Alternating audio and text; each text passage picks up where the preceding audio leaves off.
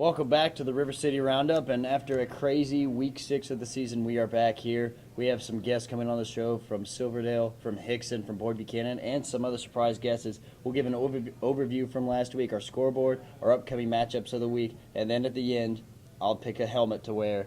But really, I don't think I'll find any of my size. And guys, from last week, just a crazy game, like turn of events. Baylor going down, Signal going down, and not just going down, but the way the scoreboard looked, it was pretty tough for both of these teams. What do you guys think was really a big surprise from that? My big surprise has to be from the Notre Dame Signal game. I had Notre Dame winning this game slightly, and they came away and win it by a couple of scores. Granted, you have to throw in the fact that Sky Wilson went down in the first drive of the game, but the way Notre Dame proved a lot to me this week. Yeah, what about you, John? Well, I mean, Jake, we were at the Notre Dame Signal Mountain game. That was a pretty big surprise. I did pick the Irish before that game. I wasn't too surprised. But, I mean, my game, we're going to talk to some players later from Hickson, but the Hickson-East Ridge score, how lopsided that was. I know Ryan McCoy, one of our insiders, he was there last week, talked a little bit about how East Ridge kind of looked at times like they weren't there in the ball game. So that was my big surprise. Can't wait to talk to some of those players and see how they're feeling about starting out 5-2 and 3-0 in that district and potentially winning that district again for the second year in a row. What about you, Taylor? For me, the biggest thing of taking from last week is going to be not only how do I put this in a way that doesn't hurt feelings, the lack of competitiveness that was in the Baylor-McCallie game. I feel like Baylor should have scored more than they did, should have made it a little bit more competitive, but they just fell short to a very good McCallie team. Well, I mean, we don't really want to hurt feelings here, Taylor. I mean, you could say that, but you got to give credit where credit's due. I mean, that McCallie team. Yeah. I mean, they call them the tornadoes for a reason. They're like blowing through people like some tornadoes. But Jake, you want to call us out, and then when we come back, we'll have our recap of last week and our players of the week.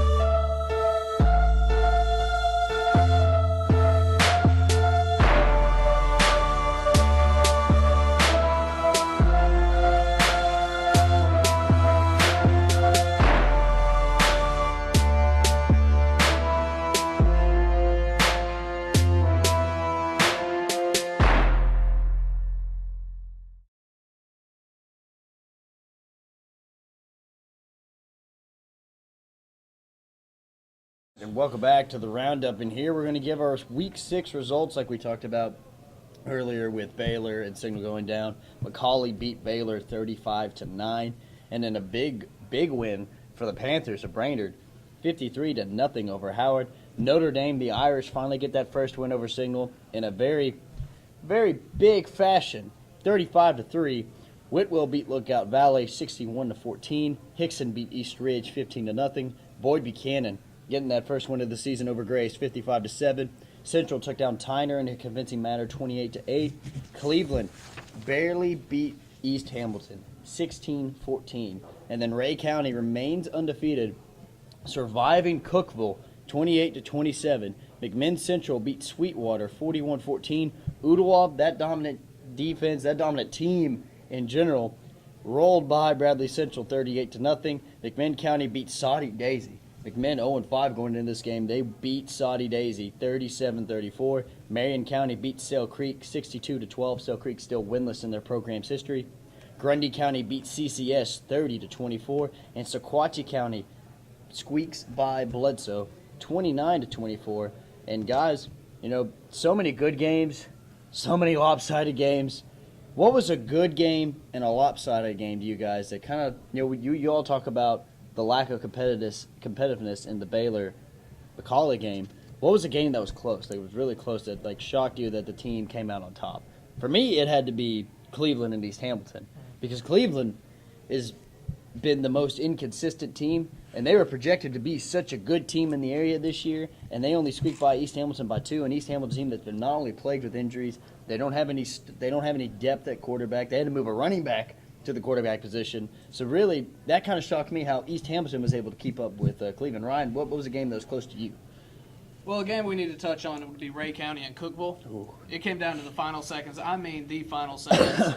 It was, I don't remember how many seconds were left on the board, but Ray County threw a screen pass and took it 68 yards to score as time expired to take the win over Cookeville. It's a huge win for their program. They're now undefeated, and they could very well finish the season undefeated as they take the lead in that district. And think about it. Ray County, no one thought Ray County was going to be undefeated at this point. We got a preview of them against Ooltewah, and, they had some struggles, but that was just a jamboree game. So really, you can't really you judge also that. have to look at who they were playing, too. That's true. The schedule does favor some people. John, what was a close game to you that kind of took you by surprise? Well, I like the again, to reiterate what Ryan was saying with Ray County and Cookeville, but I'm going to swing it on a team we really talked about that much, is Sequatchie County. Who is Sequatchie County this year? They've got, we have a player of theirs, a sophomore, studded as one of our players of the week in Hunter Davenport. They've got a really good player in Kyle Cates at linebacker as well, but, they were able to it's hard to wrap it around because of where they are in their district and everything. But in District 7 AA, Sequatchie County is 1-2. They've lost 2 of those district games by 5 points. They won this game by 5. So who is Sequatchie County? They were easily snuck by Bledsoe, but something to watch out for is they kind of get a week off this week, playing a lesser opponent. But next week they got Notre Dame, Boyd, and Signal Mountain all in a 3-game span. So hopefully Sequatchie County can maybe knock off one of those teams. It's going to be a very difficult end of the season for them. But I would like to see Sequatchie County maybe extend some of those games that they could have already won, but they were able to knock off Bledsoe. That was kind of a surprise to me because I thought Bledsoe might get them because of Sequatchie's play. And what about you, Taylor? What was a close game to you? For me, kind of to echo what John and Ryan said, Ray going up and getting a good win against a very good Cookeville team. Another really shocker to me would be with the score of the Saudi game there. Early in the season, they looked like one of the better teams that we would cover here in the area. Their passing offense has been off the charts early in the season here, and to lose a close one like that, really I feel like will impact them in both a negative way, but really demoralize that team. And think about it, McMinn played one of the toughest schedules going into this game, too. Jake, they were 0-5 going in this game. I tabbed last week on Saudi to be on the upset alert because DJ Kempson is a great running back and Colin Powers is a good quarterback for the Cherokees, and not to take them lightly, but an 0-5 record against that schedule could could easily, be misleading. And it was, not saying Saudi didn't play a great game. There was a late turnover there. There was a blocked PAT. Different things could have went each way that maybe put Saudi over the top. But this week with them taking on Rade County undefeated, we'll tab on that. But it will be interesting to see if Saudi can bounce back, because it's uncharacteristic of a Justin Barnes team to have those turnovers late in a game like that. And Saudi now going down to about 5th in the district now, and barely ahead of East Hamilton and Bradley. I mean, we all know in that district, that 5 AAA district, Ooltewah is the team in that district. I don't think anyone can touch on them. And speaking of Ooltewah, we talked about our players of the week, and one guy that stuck out to me was their quarterback, Kelvin Leon. He had 313 yards passing, 3 touchdowns. So he had 44 rushing, and he had 2 touchdowns. So 5 touchdowns and over 350 yards total offense, and that was huge for me, because Kelvin Leon's got such talent on his offense, and for him to put up those numbers, that's really big. And what you think about is you go into early in the season, Ooltewah wasn't even sure who their quarterback was going to be. And then Kelvin Leon comes in, and it was the Saudi game where he came in and cemented himself as the starter, and he's taking the job by the horns. I think he's a hair shy of 2,000 yards passing. Has been able to incorporate various receivers. I mean, Edward Hayes and Anthony Turner stick out, but there's some guys on that offense for Ooltewah that isn't as renowned or sought after, but they're role players that play their role to that system that Coach Atkins likes to run, and they're being very successful with it. I still believe they're ranked number 1 in 5A coming out of the weekend. That's good for them. They get Cleveland in a couple of weeks, but it looks like Saudi, or Ooltewah for that matter, is going to go ahead and take 5 AAA. And barring anything crazy to happen, it's still high school football. But Jake, you mentioned some of our players of the week. Go ahead and rattle off those names and tell our viewers how good those guys play. And the other players of the week, 2 of our players of the week are defensive players. And Tyler Enos and Hunter Davenport, you mentioned earlier. Enos had 17.5 tackles, 3.5 for a loss against the Signal team. They had one of the best running games and offensive linemen in the area. Then Alex Trotter from McCallie. I feel like he's on this every week, guys. I think we're going to have to, all right, here's our players of the week, and then here's Alex Trotter's numbers. That's what we're probably going to have to start doing, because he had 30 carries for 244 yards and 3 touchdowns. He's already got 1,400 yards rushing in 22 touchdowns in 6 or 7 games. And 7 games. That's just not even heard of. And then for our final player of the week, we have a group. That Hickson backfield. They run that split back veer option. Really took it to East Ridge this past week, and they've really established a strong running game against an offensive style that not many people would consider to be useful anymore. And Ryan, you witnessed it. I wasn't sure what to think of Hickson when I first saw them against Bradley Central. They played a very big school, but after seeing them play East Ridge, I know what they want to do. They want to hit people in the mouth, they want to control the clock, and they want to control the pace of the game. They like playing physical. All of their running back staple, which we'll have on later, and they all can do it. They all had 70 yards at least, I believe, and they would break tackles all night. Ryan, they generated over 244 yards as a group on the ground. They've got a really good quarterback in Preston Wilkie, who's running Coach Duff's. And an outstanding offensive line. Yeah, they've got. We've talked about many offensive lines that are in the area that are good, but Hickson might arguably have the best offensive line of all football around the Hamilton County area. But talking a little bit about Alex Trotter and Kelvin Leon, we've been doing our players of the week now for 5 straight weeks, and they've been on it for 4 of those 5 weeks. It's incredible. It's not folks that we are trying to pat them up or get them recruited or anything. It's just when you perform like that week in and week out, you need to be recognized in the area. But when we come back, we're going to bring in a couple players from a team that was on a bye last week, Silverdale. They're going to be taking on CCS this week. Got Hunter Arnold and Christian Rogers, and also their quarterback, Nathan Keelon. We're going to get to know them a little bit, let them talk about the game, and maybe have a few questions or two that they might not be expecting.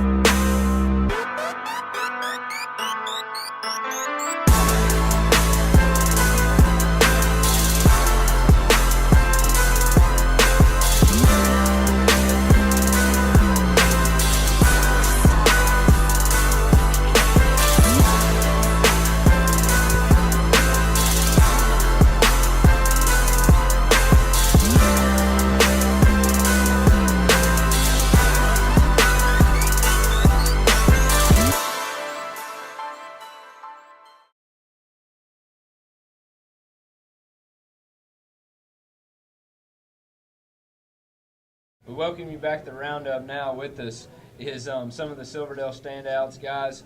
With me is Hunter Arnold to my far left, Nathan Keelan, quarterback, senior in the middle, and Christian Rogers, a sophomore tackling machine, playing linebacker, playing little receiver for the Seahawks. Guys, you know, sometimes it's all about football, but we're going to ask you, you know, to show some of your personality. So Ryan, kick off some of those questions, whoever you like first. Now let's just get a little bit of seriousness out of the room right now. So guys, I just want to know, outside of football, what is it that you guys like to do? We'll just go down the line. All right. Well, I like to hunt and fish and pretty much anything outdoors. I don't like being trapped inside all the time. Well, unlike them two, I don't really like hunting. I've never hunted in my life, but I just like, I mean, I like basketball other than football, but I don't know, stay at home, hang out with friends. I'm more in the same boat as Hunter. I like to hunt and fish and pretty much anything else outside. Well, I think that would reiterate what Coach Rogers spoke with me on in the spring. You know, talk about going and fishing and y'all hunting a little bit. But Hunter, who has the best nickname on the football team? Ooh, probably Jonathan Sanders. His name is Night Train. Now, where did Night Train come from? I have no idea. Did that come from the players, or is that one of the coaches? I think Coach Rogers gave it to him. Okay. It was in middle school, wasn't it? Yeah. They also call him Barry White because he talks real deep. And Okay. He's got that Okay. deep voice, yeah. Well, what else you got for him, Ryan? Well, who would you guys say is the funniest guy on y'all's team? Michael Weiss. Yep, Michael Weiss, by far. Michael Weiss. Well, Is it just his personality, or He's just fun to pick on. Yeah, it's not as much of a, like, I don't know, just anything you say to him, he'll take as an insult, and he gets real defensive. Like last night, one of the JV games he was getting, you can ask Keelan, I'd say something, and he'd just smack me back or anything like that. I got hit with a shoe, didn't I? Yeah. Yeah. Okay. Well, guys, you know, I mean, football, it's a contact sport. You sweat a little bit. I watched spring practice, and Keelan, y'all got after it a little bit. But who smells the worst after a practice? Jake Wade. Yep, that's what Jake I was Wade. thinking. Yeah. Jake Wade. Jake Wade. But guys, you know, y'all are a pretty big team unit, and any Coach Rogers reiterates that a lot. But Christian, what's a good team story that maybe might, not giving away any secrets or picking on anybody or making anybody feel bad, but what's a story that not everybody knows outside the Silverdale locker room? Y'all help me out on that one. He's phoning a friend. Oh, Maybe. I don't know. maybe the This Is Fishy story. I don't know that's a word. Well, I forget who we were playing, but Josh Rogers he graduated last year, and it was like we were down, I think, and he said, "Coach, this is fishy." They're kicking off to us, and they lined the ball up like they're going to do an onside kick, and he said, "Coach, this is fishy." So it was just kind of funny. And like right in the middle of the game, this is fishy, coach. Yeah. All right, as a little bit of a segue before we get into a little bit more serious football questions, do you guys have what do you guys do before games? What are your pregame rituals? Something different that we do. I don't know if a lot of other teams do it, but we have a devotion before we go out on the field.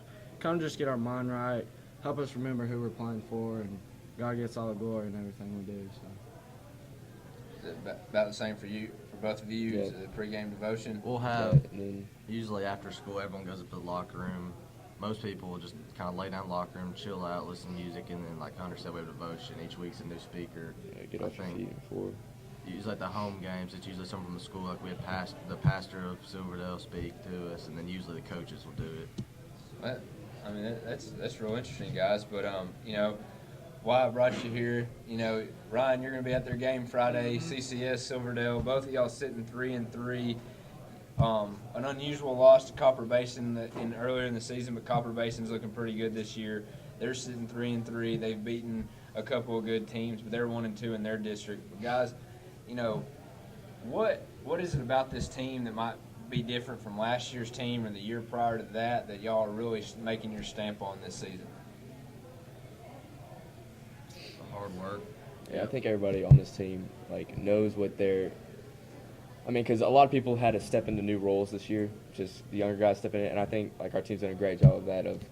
because we lost a lot of seniors, but all the freshmen and sophomores have stepped up big time, and it's been a real advantage for us. What about you, Hunter? I would have to agree with him. It's we lost all our seniors pretty much started either both ways of the ball or special teams, what have it. And, you know, a lot of our freshmen really have to step up this year, and they've done a pretty good job of that. I mean, Nathan, you talked a little bit about, you know, freshmen and sophomores standing up, and I have a pretty good sophomore sitting next to my left. You know, just for your viewers to realize what Christian Rogers has been able to do, he's got 61 tackles, 3 tackles for a loss. He's also had 16 receptions for 2 touchdowns and 293 yards through the air. But, Christian, talk to me about CCS, maybe what you've seen on film this week that might make things difficult this week for your defense. I mean, we're real young in the secondary, and they like to throw the ball a lot. And so we're going to have to, like, I think our last game, I mean, the whole season we haven't had we haven't played too strong on defensive side of the ball, so we're just going to have to step up and play big, especially in the secondary. And they got a good running back that we're going to have to stop. I think nothing is the fact that they spread it out. We're really going to have to make sure we're all doing the right thing and making sure we're making our tackles, because one missed tackle could go a long way in that spread offense. You know, Nathan, in the spring, I saw you come down and put your hand on the ground a little bit at defensive end. Are you still doing that? Yep. Our quarterback playing defensive defensive end. That's interesting, but you know, Hunter swinging it over to you also on the defensive side of the ball. You're the second leading tackler on the team. You got 37 tackles. What on the defensive standpoint, what do y'all have to do? You know, what they just touched on. You know, I think one key is getting lined up right and recognizing the formations. And if we do that and do our job and hustle to the ball, I think we'll be able to stop them. Well, guys, that's great stuff. But you know, Ryan, you talk a little bit about the offensive side of the ball with them, what they got to do Friday. All right, first of all, what have you guys seen on defense from CCS? I'm sure you guys have been watching a whole lot of film. Well, I mean, they run a 4-2, Yep. and then they have like cover 2 and everything. So I think we'll definitely be able to run the ball more on them. And I think if we can get the safeties to come up more, we can really maybe get to the passing game. But we just want to run the ball pretty much the whole game, and if we can do that, then Going into this game, what are you guys thinking are the keys for your offense, and what do you guys have to do to be successful? everyone do their job. Yep, that's a big one. Know where you're going before the ball snapped, too. Everybody can be on the same page. Everybody know where they're going. I think we'll be just fine.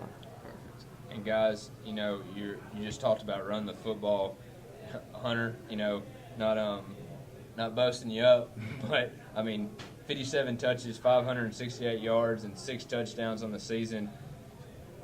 How have you? I know y'all had 2 really good running backs last year. Yes. You know, both seniors. They graduated, had good careers being a Seahawk, but now you've stepped in being a junior, and it's not even like y'all missed a beat. I mean, talk to me about has Keelan's arm been able to open it up a little bit, or is it just big Jonathan Sanders opening lanes up for you? But You know, we have really good blocking. Even our young guys, they're really good, and their fundamentals and everything they do it the best of their ability. And you know, if they just open the hole for a little while, we gain 5 or 6 yards, and that's all we need. 4 yards in a cloud of dust. It just goes back to all those young guys stepping up. I mean, they all took it on themselves to take up the slack, and that's what they've done, so it's been really good. And Christian, from an offensive standpoint, catching some passes, is that what I would suppose you like defense a little bit more, but who knows, you might like catching the ball. What do you think Friday night will the pass open up the run, or will the run open up the pass for y'all? I think it all comes back to running. Every game, it starts with the run.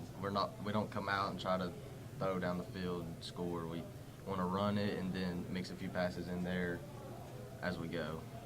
And guys, just finishing up our little segment here, we thank y'all for coming down to the restaurant, having a bite to eat. You know, at Jefferson's, we love what Silverdale does, what Coach Rogers preaches, and everything. But you know, just give me a brief overview of what y'all think y'all need to do to finish the season strong, get this W on Friday night, but in the season strong, and maybe have another deep playoff run.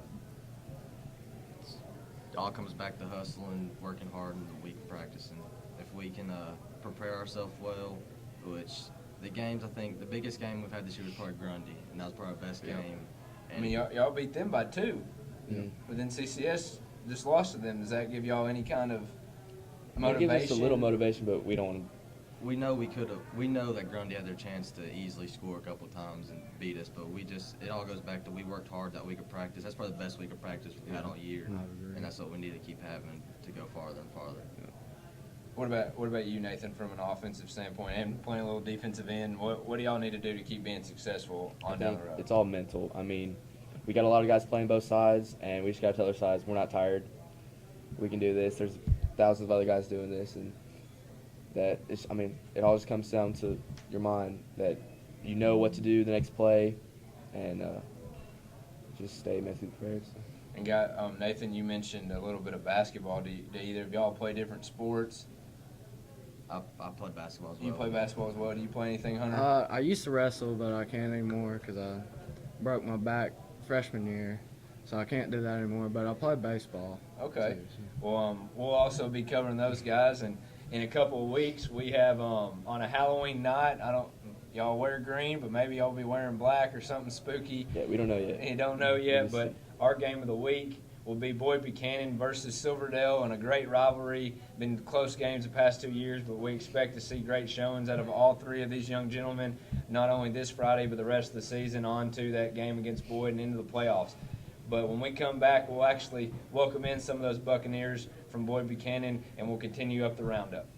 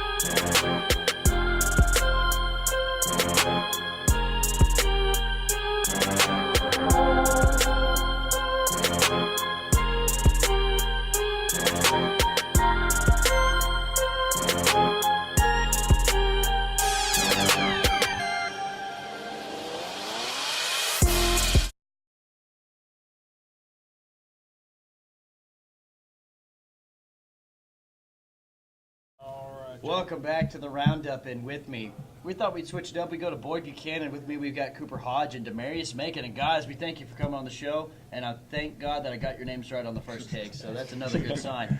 So We're on our A game. we're on our A game tonight. But, you know, like with the Silverdale guys, we got to do this to you, you know. And Taylor's going to kick us off with the first question. You know, guys, we can talk about football all night, but who are the Boyd Buchanan Buccaneers? What makes them tick? Who are the guys? What's a personality like? So Taylor, what's a question that you've been wanting to ask these players from the beginning? Sure. Yeah, guys. Kind of to prelude the questions here, just light, fun. Don't hurt yourselves trying to think of an answer. It's going to be easy, I promise. Guys, do you have any special talents other than football? Anything hidden that you would care to share with us tonight? You can sing, can't you? I can sing pretty You're, well. you're a singer. Yeah. What about you? You have any talents? Magic?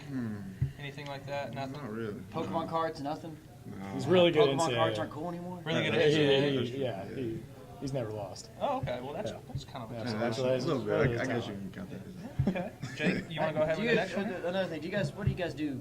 What do you guys do for fun outside of football? Football's a great game. Everyone has fun doing it. What's something fun you do outside of it? I just like to hang with friends, you know. Just Chill you with chill guy. friends, that's Well, that's all. good. Yeah, Just I chill. live kind of near the lake. Do anything on the lake. It's pretty much Not my style anymore there. now. Now it's getting colder and everything like Absolutely, that. yeah. But all right, guys, who has got the best personality on your team? You can say each other. It's okay. That's I not, gotta say, Cooper. you gotta say Cooper. He's just crazy. Like he doesn't Crazy? care. Really? What's the He's craziest thing? just What's the crazy. craziest thing Cooper's done? Oh God. Let's hear it. Now, let's not- let's keep not it get him in PG. trouble. Keep it Right. PG. I don't know if there's anything PG has done. Probably, Be probably honest involves with the you. locker room. Something along That's- I don't know. That's hard. I don't. That's hard. So we're gonna go Cooper, the best personality. Probably. Guys, let me ask you this: who has the best nickname on the team? Oh gosh. Who does that? Emo. I like Debo. It's I his mean, nickname, It's the Debo. only one I can really think of. I don't think it. Moonlight. We got somebody Yeah, named we got Moonlight. Moonlight. His last name's Graham. If you've ever seen, God, what's that movie? I don't know. There's an old guy named Moonlight in there. I don't know. Yeah. Moonlight Graham. Moonlight Whatever. Graham. I don't know. That's actually kind of a cool nickname. Moonlight. That's the most interesting. Taking an old movie, bringing the nickname into it. So We're it gonna have shows- to remember that. It's, Moonlight. Moonlight. Write that down. Moonlight. What, you got another question, Taylor? Yeah, I actually do, guys. Guys, I played for Coach Reynolds at Boyd. Yeah. I wasn't too far removed from football to where I can kind of remember some of his tendencies and stuff that he says. Do y'all have an impression of Coach Reynolds that you would like to share with us tonight? Well, he's just. I love him to death. He's a good coach. You know, he expects the best out of us. Right. You know, and holds us to very high standards. You know, if we're goofing off in the classroom, he'll make sure we know not to do it again. Right. You know, and everything, and always pushes us and keeps us on the right track. What about an imitation Yeah, like of Coach a Reynolds? imitation. Like, do you Oh, yeah. have one of That's what I'm those? trying to think of.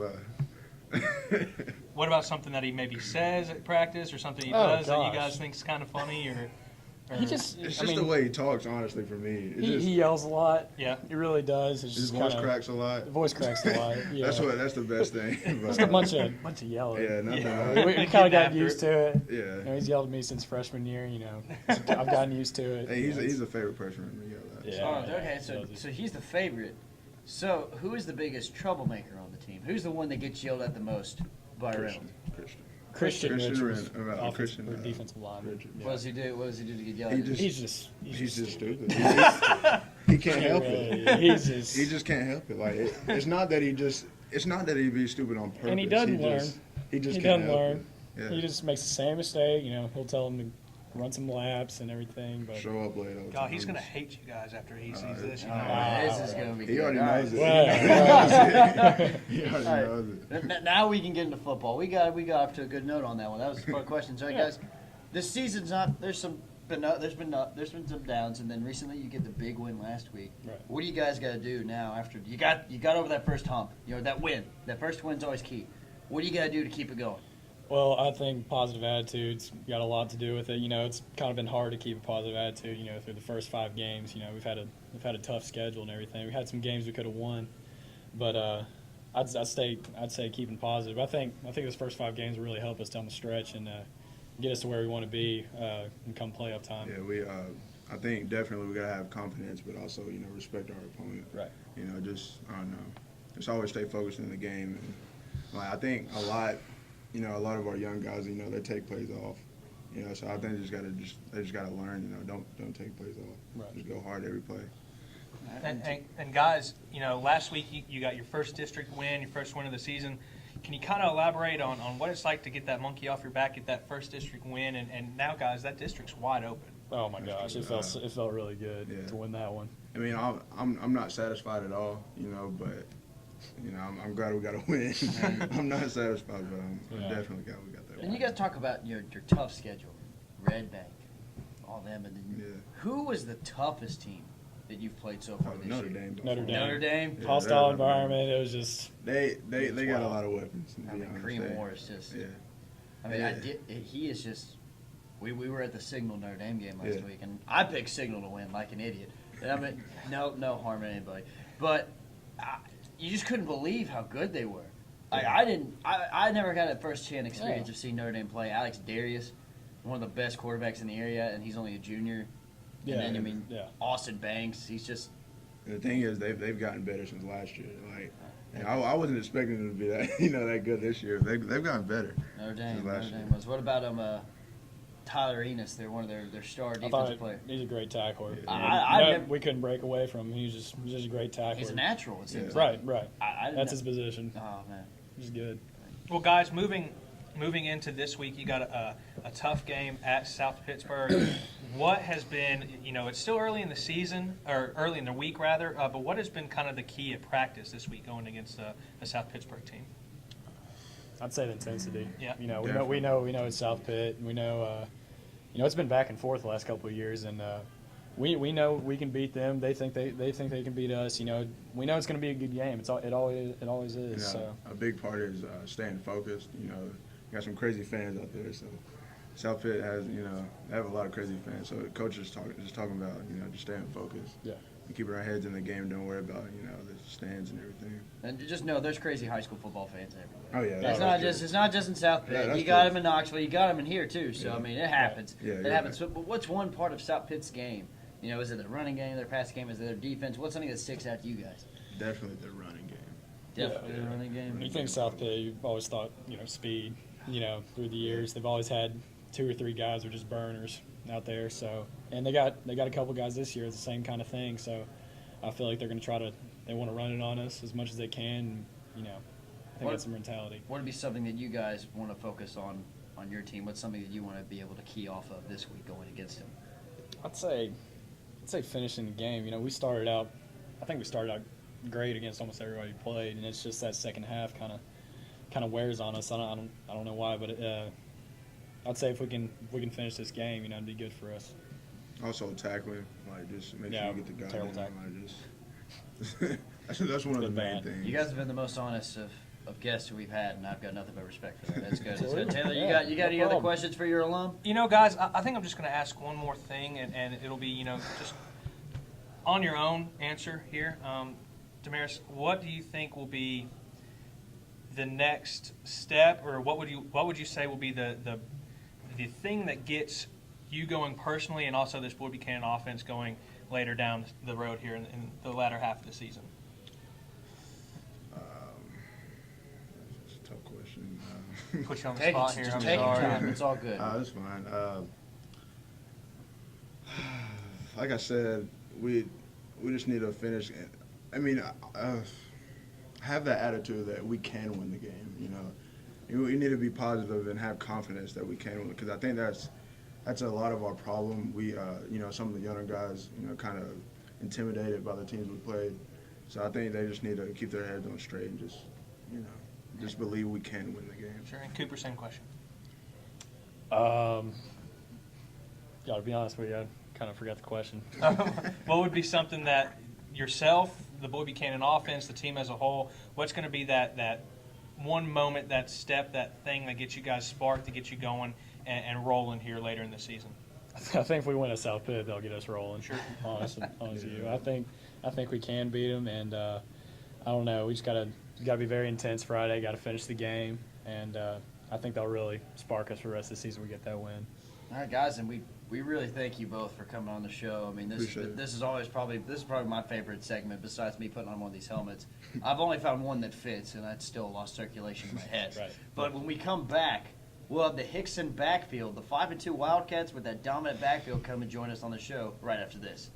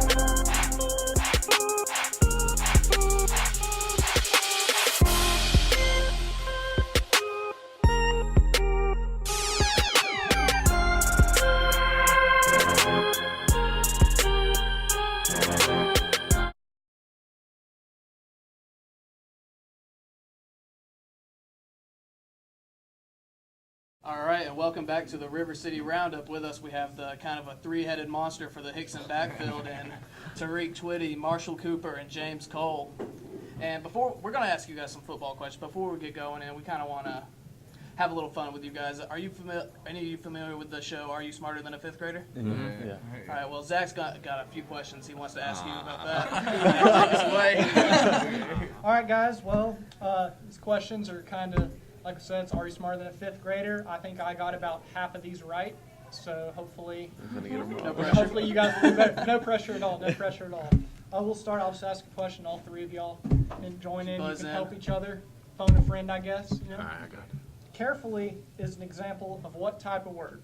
Is it A, an adjective, B, a noun, C, a verb, D, an adverb, or E, a pronoun? It's an adjective. Yeah. Describe it. Yeah. It's an adjective. Adjective. Y'all going with adjective? Yeah. I think so. All right, it is D, an adverb. I was gonna go with a verb. I was gonna go with a verb. I didn't know it describing. How familiar y'all with world history? Maybe y'all take- I hate world history. All right. The Inca civilizations were located on what continent?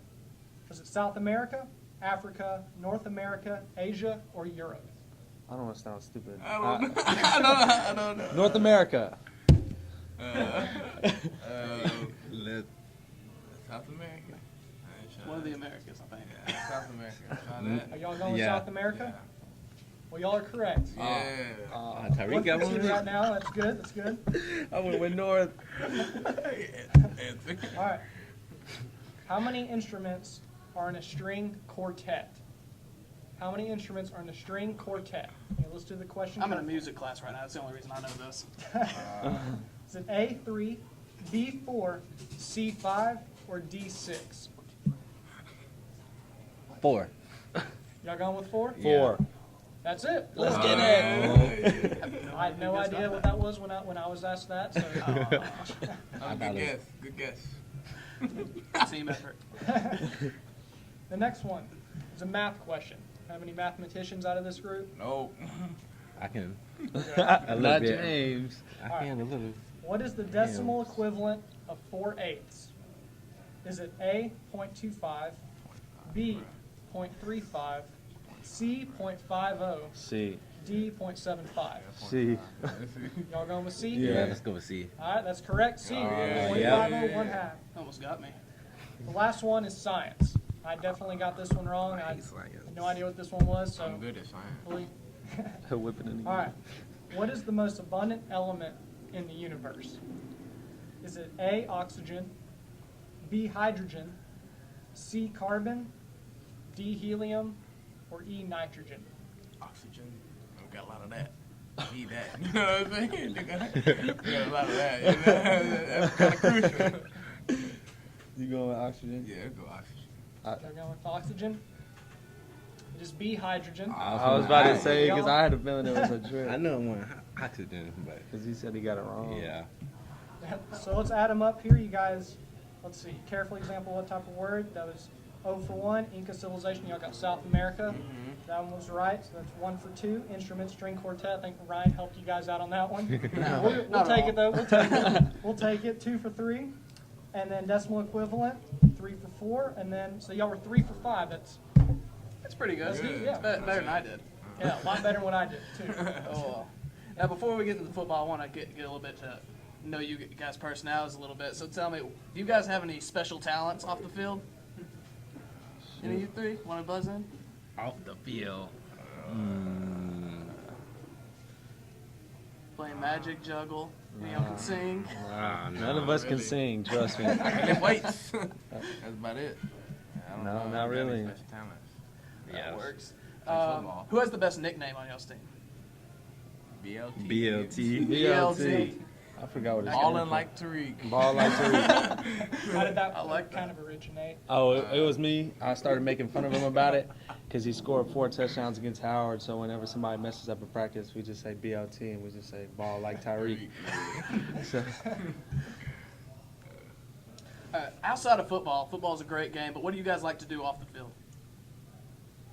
Off the field. I guess just hang out like as a Hanging out team. with this Hang out with friends and stuff like that. Yeah, we all Spend hang time out. together. Yeah. Oh, good deal. We're kind of trying to segue into the football talk right here. What kind of pregame rituals do you guys have? We get together. We got a kid, Joel Salazar. He got hurt, but he always pumps us up. We do a prayer. He does the prayer, and then him and John Ferris, a linebacker on our team, they do this thing where it's just like 2 slaps on each pad, 2 claps, and they do like and then we do that a couple times, and then we break out and run on the field. But other than that, like earlier in the day, we all just like get together. We have a prayer, and most of the time it's just us in the locker room just being quiet with the MP3s and just listen to music. Whatever y'all are doing, it seems to be working. Something like that. All right, let's get ahead. I was at your guys' game against East Ridge, and I gotta tell you, you guys impressed me more than any team I've seen so far. And one thing I noticed about you guys is you guys will dominate the game up front and just impose your will on other teams. Is that kind of how you guys go into games, just trying to beat the other team into submission? What's your thought process on that? Yeah, we just go right at them. Yeah, right them out. that's what I like to do. Try to get them out in the first quarter. That's exactly what Coach tells us. Just go out there and give 110% right off the jump. Just set the tone. I saw that against East Ridge. You guys came up and smacked them in the mouth and tried to get them to lay down. Yeah. all you guys, they spread the carries out pretty good amongst you three, and all three of you guys got your yards no matter how you got it. Are you guys real competitive between each other? At the beginning, I'm gonna be honest. At the beginning of the season, we really were competitive, but I think it's like really died down. I don't think because none of us are. I doubt any of us will go over 1,000 yards just because we're all right next to each other in rushing yards. I think he's got 400 something. He just broke 400, and I'm at 395. So it's all right there. So I think we all just know we're gonna get the carries spread out, and none of us are gonna be able to dominate each other in yards. Yeah, and I love how you guys run. I think between the three of y'all, you had to have had 25, 30 broken tackles last week. Oh, yeah. I wasn't keeping count. It's just I probably flew a bit low on that. But carrying dudes. And kind of connection to Ryan's question, how important is it to you guys splitting the carries, kind of having fresh legs constantly? Is that kind of a huge factor in every game? Yeah, and me and him go back and we're on defense, so we just try to go back and forth, in and out on offense to stay fresh for defense. Yeah, they mostly rotate me in a lot at running back, but I don't play. I play defense, but I don't play defense like that all the time. Not as much as they do. I play both sides like they do. But any of you guys got any preference? Do you guys like playing the defense or offensive side of the ball more? Give me the rock. I want the ball. I don't care. I just like playing football. It depends on the game. Like East Ridge, I was kind of having more fun on defense than offense, but Yeah. You guys got a bye week this week, and next week you guys are going to be traveling to Red Bank. And if Red Bank also beats East Ridge, both of you are going to be undefeated in the district, and that could very well decide the district for you guys.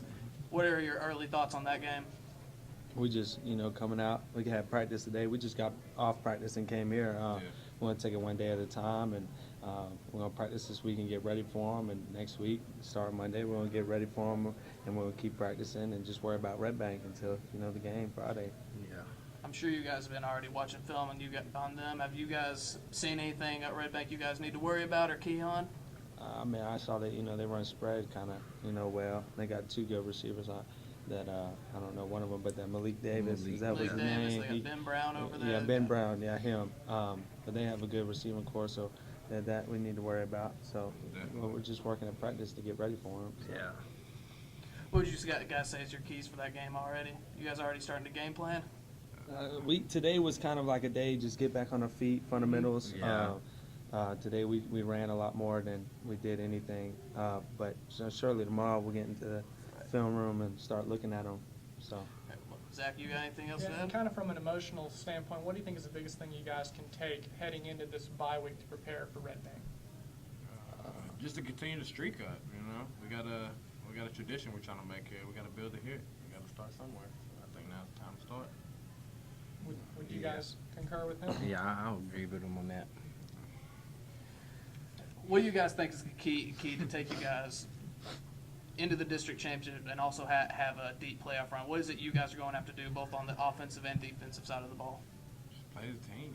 We gotta all come together and make plays together. We gotta stop big plays and make big plays. It's just simple what we gotta do. Yeah. And practice, coming out, working hard at practice. The week, before we played Saudi, we really had a A lot of people were being cocky. A lot of people were acting like we were going to come in and beat Saudi, and it was just going to be a breeze. And after the Saudi game, every week since then, the practice has changed where everybody's coming in right when it starts. We work the whole time till it's finished, and nobody complains, and they work the hardest because they don't want to, want to see it happen again. So it's practice. Well, I want to thank all you guys for joining us here on the Roundup. And coming up next, we're going to have our key games for next week. We're going to start previewing those matchups. Stick with us.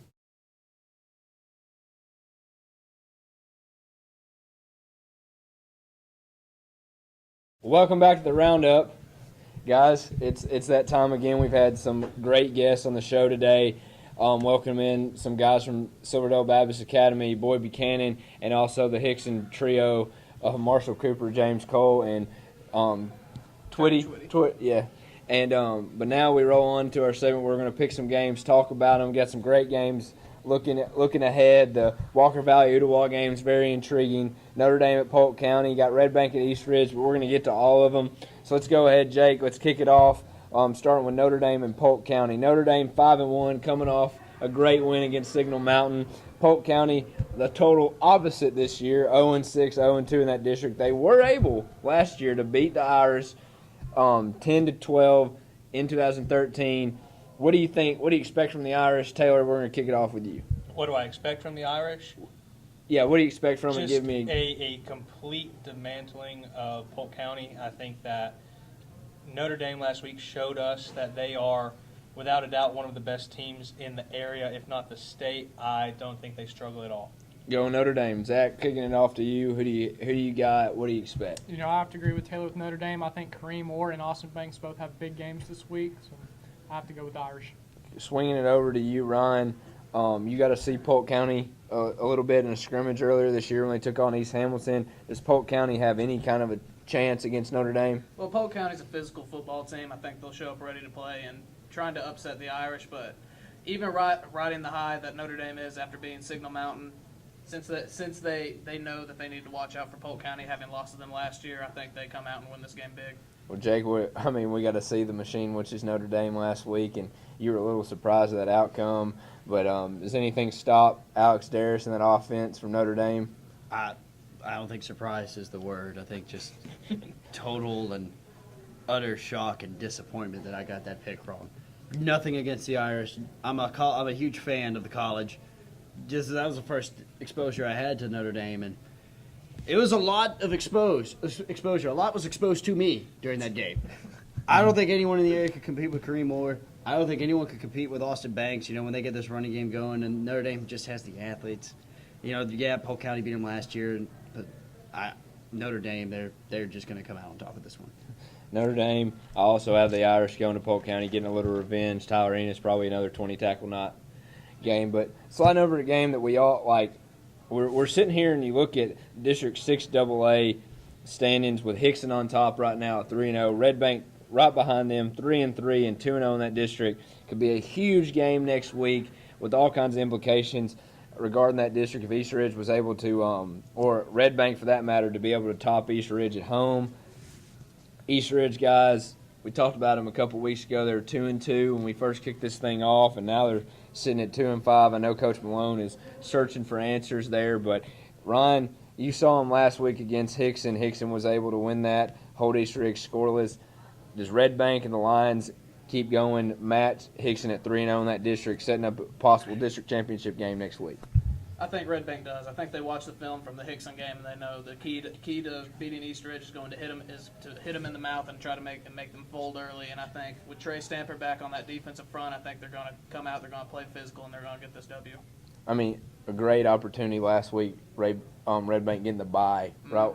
A much needed bye there to get healthy. Jake, we've seen, you're a big Lions fan, big Coach Grabowski fan, which is Ryan. I am as well. We all like the Lions. We've seen East Ridge. We know what they're capable of. Or does that capability come out Friday, or what do you think? I would like to see it happen, but the thing with East Ridge that is just it's a positive and a negative at the same time.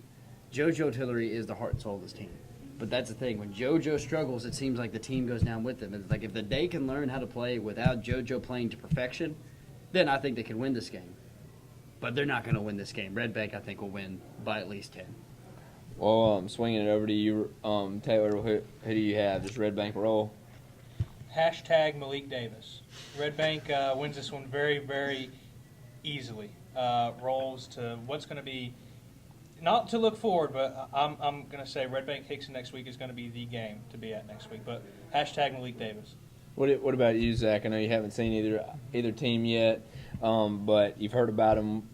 We going with another hashtag to Malik Davis, the special teams demon. We tapped him last week, folks, as our special teams demon all midseason team. But who do you have, Zach? You know, I have to go hashtag JoJo Tillery. I think East Ridge is going to pull off this upset. I know they've been in a slump lately, but I think like what Jake said, you know, they've been positive, negative. I think we see that positive side of them today, and I'm going to go with East Ridge on this one.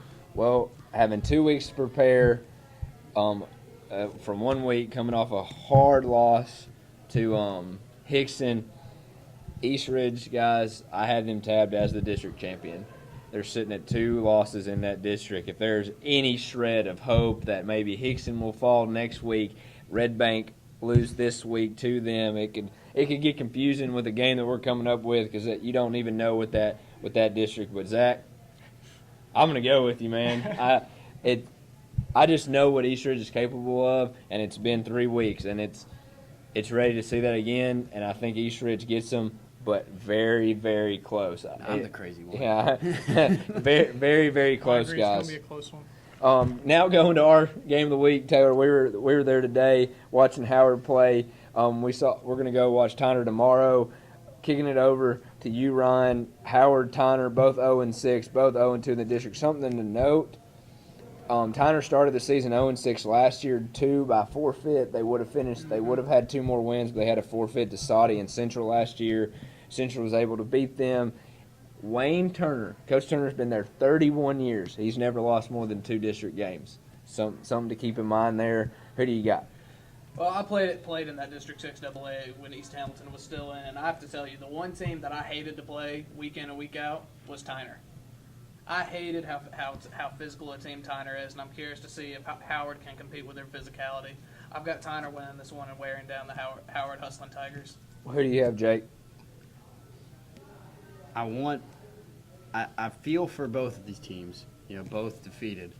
And there's going to be one thing, though, that is going to happen. One team's going to get their first win of the season. One team will get their first win. I'm going to have to go with Tyner on this one. You know that's a good fact. I mean, he's never lost 2 games in the district during the season, so I think Tyner will get that first win, especially at home. Guys, as much as I like what Mark Teague is doing over there, we saw a little bit of it today, Taylor. You can see the culture is changing. They're upbeat still. They're not looking at the record. Being at home, being at Reggie White Field, I could see that being a little bit closer to the game for Howard, but you gotta go history with this one. I just don't think Turner loses that 3rd district game for Tyner, but who knows? But I'm going with the Rams. Who you got, Zach? I have to go with the Tyner Rams as well. I think they pull this one out. I think it's going to be they're going to pull it out in the second half. I think it's going to be somewhat of a close game, but I have to pick the Tyner Rams. And what about you, Taylor? Well, part of me wants to get all you guys on a not so fast and hit you with Howard here, but you know, seeing practice and like you said with Coach Turner not losing more than 2 district games, I think that the Ram train gets rolling. They start rattling off a couple wins after this one here. Okay, Tyner, everybody unanimous at Tyner. Brainerd 2-5, 2-1 in the district. They've got some things going there. Central 4-2, 1-2 in their district. Like I said, guys, District 6 AA could get real interesting real fast this weekend. Kicking it right back over to you, Taylor. Give me a little speed of who you got. Speed, Brainerd. Who you got? Going with Brainerd. I'm going Central. Just something about Central and that defense, and I mean something's got to give, right? All the teams with 2 losses, maybe by the end of the season. Who do you got, Jake? Not so fast. I'm going Brainerd by field goal. Who you got, Ryan? I've also got Brainerd. I think Tevin Walker has a big night. I guess I'm the crazy one on this pick. Baylor travels to the 5-1, 2-1 Oakland in a very long trip up there across the mountain. Oakland's got Jack Jones, the Tennessee commit. Got another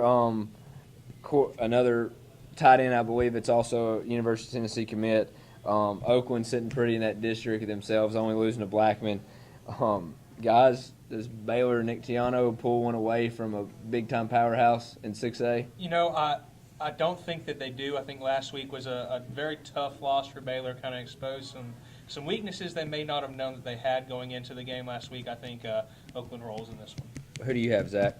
You know, I mean, after the Baylor-McCallie game that I was able to cover, I know Coach Phil Massey spoke to his team afterwards, you know, talked about the confidence and that this is just a stepping stone to what the rest of the season will play out for them. He said it's not over yet, you know, and I believe that, but I think against a talented Oakland team, I think this is a tough portion of their schedule, and I just think that Oakland's going to pull this one out. Well, I mean, guys, we'll talk about McCallie right after this, but McCallie's had their chunk.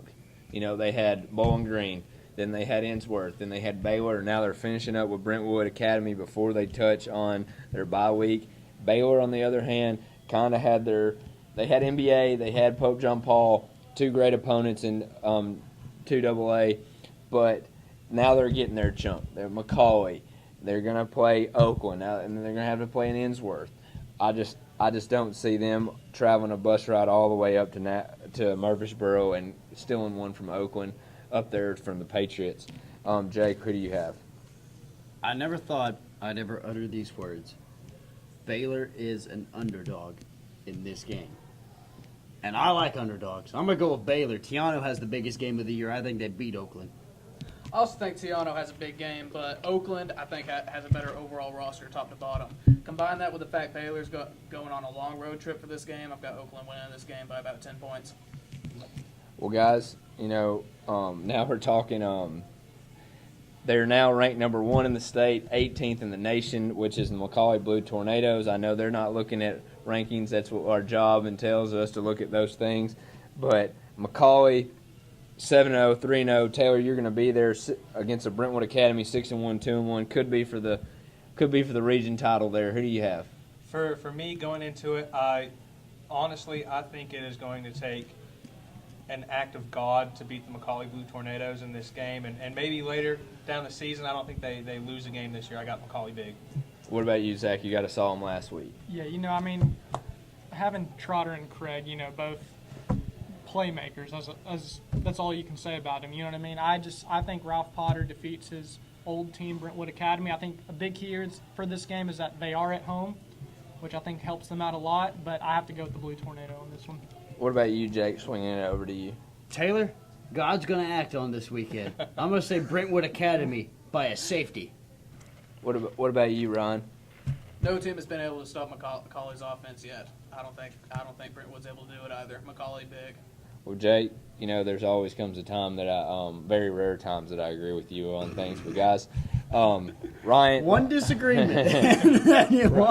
Ryan Johnson is a tackle, a 2016 guy, already committed to Tennessee. They also have a very good other tackle named Bryce Matthews. He's a 270-pound guy. He's got multiple SEC offers.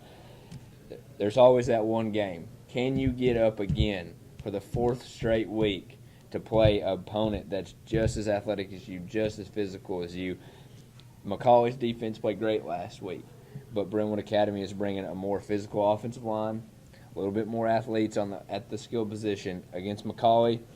I just see Brentwood Academy still in this one from McCallie at home. It's just a gut feeling. There's no real justification on it, but if Trotter was to get going again, it could be a great night for McCallie, but I'm going to go Brentwood Academy. Okay. Let's go through a little speed segment here. Soddy Daisy 4-2, 1-2, coming off a loss to McMinn County. Ray County was able to sneak one last week against Cookeville in the last seconds. They're still sitting pretty at 6-0. Ryan, you got to see Ray County the other day, or a couple weeks ago when they played Red Bank. But who do you have, Soddy Daisy or Ray County? Got Ray County. Don't think Soddy stops their running attack. Who do you got, Jake? I'm going to go Soddy. I think Soddy's passing attack is going to be really big against this Eagle defense. I also have the Trojans bouncing back after a week and giving Ray County their first loss. But can Soddy match up on the offensive line of the line of scrimmage play? But I still have Soddy Daisy. What do you have, Zach? I'm going to go with Ray County. I think Soddy does test them early, and I think Ray County will make adjustments at halftime, and I think they'll pull it out. I'm going to go with Ray County. I'm going to steal a page out of Mr. Chapman's book by safety. Okay, by safety. Okay, the 40th meeting against Cleveland, their crosstown rival, and Bradley Central. Bradley Central is at home. They're 2-4, 0-2 in the district. Cleveland is 3-4, 2-1. They control their destiny in that district per se. Bradley has 3 wins of the last 5 games against Cleveland. Just throwing a little bit. 2013, Cleveland won by a point. 2012, Bradley won by 2 points. 2011, Bradley won by 18 points. 2010, Cleveland won by 18 points. Wow. And in 2009, Bradley won by a point. So either it's going to be a very close game or it's going to be an 18-point game. That's basically by the numbers there. But I think they control their own destiny, and I've been waiting for Cleveland to come out of their shell and Show up. Yeah. show up, and I think this is the week. I think it's going to take a rivalry game like that to really get Raekwon Bunyan and Austin Massey going, and I got the Blue Raiders. Who do you have? I'm going to agree with you. I think that this is going to be the coming out party for Cleveland this week. They've kind of struggled at times this season, but anytime that Cleveland plays Bradley County, like you alluded to earlier, crazy stuff can happen. So I think Cleveland wins this one. Who do you have, Zach? I think crazy stuff will happen. I covered the game last year, and Bradley Central lost because the Cleveland blocked an extra point. And so they were coming back. They came back late in the game. I think they have that ability. I think Coach Floyd and his passing attack steal this one out at home. So you got Bradley Central at home? Bradley Central. Who do you got, Jake? It's make or break for Cleveland. I think they make it. I think they beat Bradley. What about you, I Ron? have to agree. Cleveland finally has a little bit of positive momentum after squeezing one past East Hamilton. I think they cruise through Bradley with 18 points. All right, Taylor, a game that you're very familiar with. Boyd Buchanan 1-5, 1-0 in that district. Like I said, they still control their destiny through that district. At South Pittsburgh, who is 3-3, a not unique 3-3 for them, but 2-0 in their district. Who do you got? I was at Boyd Grace last week, and I've seen Boyd a couple of times this season, and they have struggled at times, but guys, they can play within a point of Red Bank, who's doing pretty well in their region right now. They can lose a tough game at a DCA in the last minutes of the game, guys.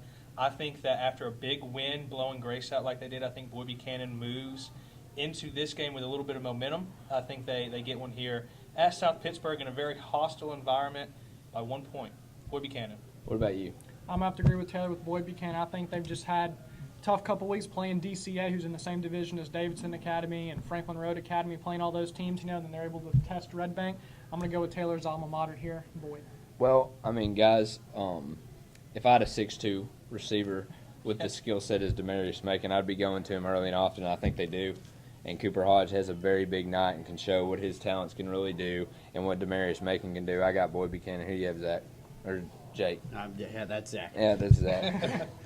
I'm going to have to go Boyd. I think Boyd, they had probably one of the tougher schedules in the area the first 5 games of the season. I think now, South Pittsburgh, not taking any credit away from them, they're not the stronger of the teams they are going to play. It is a good game, though. I think Boyd will win this game by a touchdown. It's nice to see everyone agree, and I also have Boyd in this game. Well, guys, 2 quick ones, then we'll wrap it up with 2 games. Lookout Valley at Meigs County. Lookout Valley's 1-5, 0-2 in the district. Meigs County is 2-4, 1-2. Who you got, Taylor? It's at Meigs County. It's at Meigs County. Same here, Meigs County. I'm going Meigs County as well. Who do you have, Jake? I'm calling upsetter. I think Lookout Valley gets their first win of the district. Lookout Valley gets their district win. Who do you have? Meigs County. Meigs County. McMinn Central 7-0, 3-0 in their district versus Carter 4-2, 3-0. Be familiar. McMinn Central is also in 3A with Notre Dame. There could be a potential East matchup coming in the playoffs, maybe in the quarterfinals out of that one. But who do you have? McMinn Central right now is rolling. I don't think they stumble in this game. I think they win big. I think they continue their undefeated season. I'm going to go with McMinn Central. Watched a couple of tape on Jackson Long, and he's a hell of a player. Jake, still in one from your book. Ryan, going McMinn Central. I'm going to have to go with McMinn as well. I don't think Carter could compete with them. Who do you have? McMinn Central. McMinn Central. Okay, guys. Grace 0-6, 0-1 versus Sell Creek 0-6, 0-2. Zach, you're going to be on location this Friday covering that game. Like Jake says, we're going to know one team got their first win of the season after Friday night. Who do you have? Tell us a little bit about James Roel. What what's his potential of this game after having a pretty good game? Taylor, you can chime in on that. Watching Grace last week against Boyd. Yeah, I think the key for either team, especially for James, is I think he's going to have to come out and strike early. I think whichever team is able to strike early, and I'm talking probably 5 minutes from the first quarter, someone gets a score, I think that kind of sets the foundation, or that's the team that'll set the pace for the rest of the game and potentially win the game. And, to kind of comment on what you said, Zach, Grace led Boyd Buchanan after the end of the first quarter this past week, 7-6. And it really seemed like later in the game it was just the number battle. 20 or so guys just couldn't compete with the numbers that Boyd had. For me, this is going to be one of those games that will be more evenly matched as far as the number of players, the size of the schools. I am going to say that for Grace to get the win, they are going to have to strike early, but it's going to be more special teams battle. Okay, who do you have, Taylor? I'm going to pick Sale Creek. I think Sale Creek gets their first win of the program, first one of the season, a big win for the guys. Who do you have, Zach? I'm covering the game. He's covering the game. He's not gonna give us one. Man, I really want Ron Cox and them to get that first program win, but I also would love to see Grace. I just think there's too much James Orwell on that night, and I think Grace gets their first win. Who do you have, Jake? I like the Tenacious 20. I think Grace, they're a lot better of a football team than people give them credit for. A tough schedule, but I think Grace gets that first win of the year. What about you? I think Sale Creek knows this is their best chance this season of getting that first program win. I think they play inspired football and pull it out in a close game. Well, we got a little indifference over here. Got the table split. But Silverdale 3-3, 0-1 versus CCS 3-3, and they're 1-2 in their district. Guys, had some great players from Silverdale on earlier. Great young men in Hunter Arner, Christian Rogers, and Nathan Keelan. I've been impressed by CCS at times. They're well coached. They have athletes. They have good running backs. But then sometimes they just lay a goose egg. Last week against Grundy County, for instance. So which CCS team shows up? Ryan, you're going to be on location. Do you have a score for it? Do you have a prediction? Who do you think is going to go with this one? This game's probably one of the hardest predicts this week because both teams are very well coached. I like what both teams are doing, and in these coin flip games, I go with the home team, so Silverdale. Silverdale. What about you, Jake? I'm going to go CCS. Silverdale, they've had a lot better of a season than I thought they would. Don't get me wrong, and they've impressed me. I just think CCS, and, even the players of the Seahawks even admitted, our secondary is young. And what does CCS like to do? They like to throw the ball. So I think CCS is going to take advantage of a young secondary, and I think CCS is going to win probably. I think it could be a 2-score game. Well, I kind of look at common opponents. Silverdale was able to knock off Grundy County by 2 points at home. Like Ryan said, they are at home. CCS last week lost to Grundy County. Like I said, which CCS team shows up, but I'm going to go with a home team and Silverdale Seahawks leading up to getting a pretty good run in the next couple games, marching on that Boyd Buchanan game. What about you? I think this one comes down to who makes the fewest mistakes and turnovers. Like you said, CCS is well coached, but they do lay that occasional goose egg, as you said, or stumble occasionally, and I think Silverdale will pull this one out. Taylor, what about you? Guys, I like CCS. I like the Chargers in this one. I watched them against Notre Dame, and guys, they have some athletes on the team. And like Jacob said, Silverdale, their secondary is not going to be necessarily their strongest suit in this game, and I think CCS pulls this one off. Taylor Ellis going with CCS. For all our viewers out there, Zach will be on location at Grace hosting for their homecoming versus Sale Creek. RCS Taylor on Twitter will go and watch McCauley take on Brentwood Academy for a possible regional title. Ryan will be on location for that CCS and Silverdale game, and me and our insider Jake Chapman will be at the Howard versus Tyner game. But guys, it's been a great roundup, but there's also 2 teams on a bye. Hickson had some great players in. We're happy that they were able to come in, and Hickson awaits the winner of East Ridge and Red Bank as they take on the Lions next week in a very intriguing matchup if Red Bank was able to pull off that game. Signal Mountain, a much-needed bye week. Sky Wilson was notified last night that he's torn multiple ligaments in his knees out for the season. We send our thoughts and prayers to him for a fast recovery. Too good of a young man, too good of an athlete to see go down with with a crucial knee injury. We hope you get better, Sky.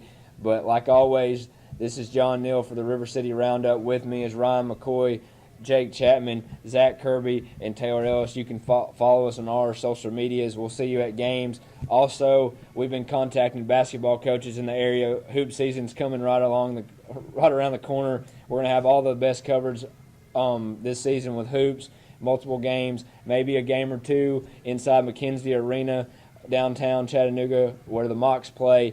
Got to give credit to Jefferson's guys for allowing us every week to come here. Come in any day of the week. They have specials Monday through Sunday, wings on Saturdays. Come cheer on your favorite team here, and also for Fame Media and everything they do with all our media, editing pictures, editing videos.